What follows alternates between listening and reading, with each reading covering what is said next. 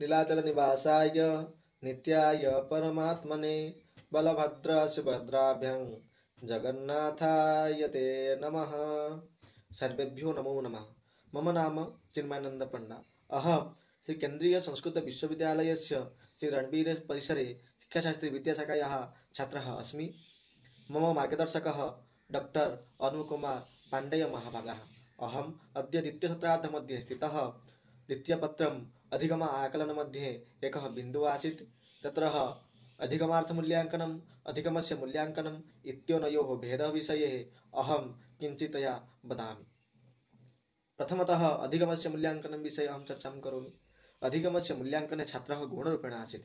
तत्र शिक्षकनिर्देशित पाठ्यक्रमम् अनुकृत्य वा अनुकरणं कृत्य तस्य कोऽपि बालकः यदि तस्मिन् विषये सम्पूर्णरूपेण रटनं कृत्वा परीक्षायां सम्यक् रूपेण लिखितवन्तः तर्हि सः बालकः ज्ञानी प्राज्ञः आसीत् एव।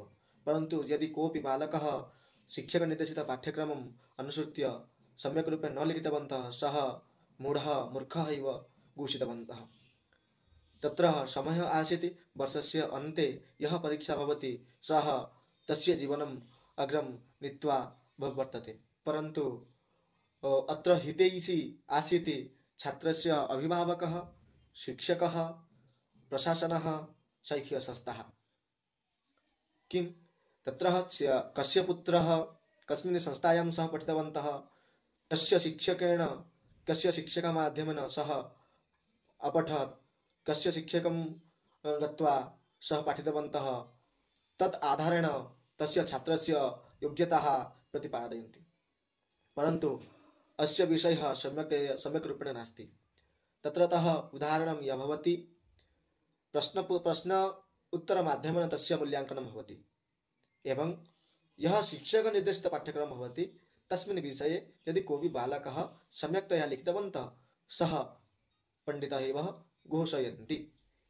परन्तु अधिगमार्थमूल्याङ्कने छात्रस्य प्रदर्शनस्य उपरि, तस्य दक्षतायाः उपरि, तस्य कुशलता कस्य विषय उपरि अस्ति तद् विषयम् आधारीकृत्वा बालकस्य तथा छात्रस्य मूल्याङ्कनं कृतवन्तः। तत्र छात्रः कक्षायाः मध्ये तस्य प्रदर्शनं केन प्रकारेण आसीत् तत् विषयम् आधारीकृत्वा तस्य मूल्याङ्कनं कर्तुं शक्यते एव। तत्र यदा अध्यापकः कस्मिन् विषये पाठयति कक्षायाः मध्ये तत् समये छात्रं प्रति यः प्रश्नं पृच्छति, यदि बालकान् तथा छात्राः तस्य विषये यः प्रश्नः अध्यापकः पृच्छन्ति तस्मिन् विषये सम्यक् रूपेण उत्तरं ददाति चेत् तर्हि सः तस्य मूल्याङ्कनं तस्मिन् कक्षायाः मध्ये भविष्यति। अत्र मूल्याङ्कनं केवलं छात्रस्य लिखितकौशलस्य उपरि न ध्यानं न दास्यति। तत्र छात्रः यत् विषये वा कस्मिन् विषये तस्य दुर्बलता अस्ति, कस्मिन् विषये तस्य दृढः अस्ति तस्मिन् विषये सम्पूर्णरूपेण ध्यानं दास्यति। अत्र छात्रः शिक्षकं प्रति स्वस्य मूल्याङ्कनम् अपेक्षते एवं शिक्षकः स्वस्य मूल्याङ्कनं छात्रस्य पृष्ठपोषं फीड्ब्याक् इति विषये चिन्तयति वा अपेक्षते। एवं विषयस्य आधारेण कृत्वा शिक्षक छात्रौ द्वौ अपि उभयौ परस्परौ जडिताः आसन्।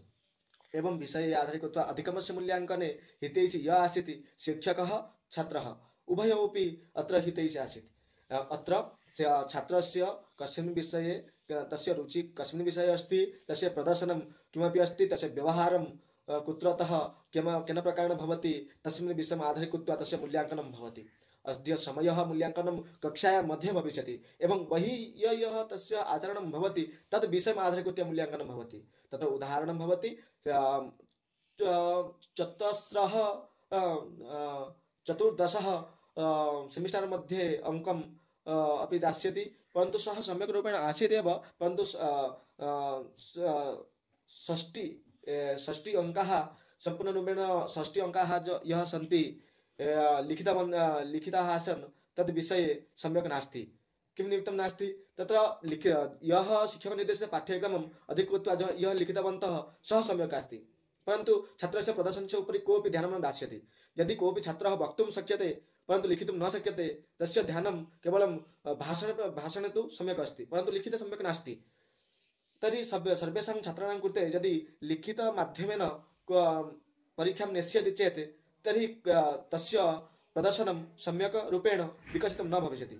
यदि परीक्षाम् एवं प्रकारेण भविष्यति, ये छात्राः सन्ति, यदि कोऽपि छात्रः भाषणेन परीक्षां ददाति, कोऽपि छात्रः लिखितमाध्यमेन ददाति, कोऽपि छात्रः वक्तुं शक्यते, तस्मिन् विषयम् आधारीकृत्य मूल्याङ्कनं यदि भविष्यति तर्हि सम्यक् भविष्यति इति मम वचनम् अस्ति। अस्तु, अस्य विषयस्य मम उदाहरणम् एवं मम चर्चाम् एवं प्रकारेण भवति। अस्तु, नमो।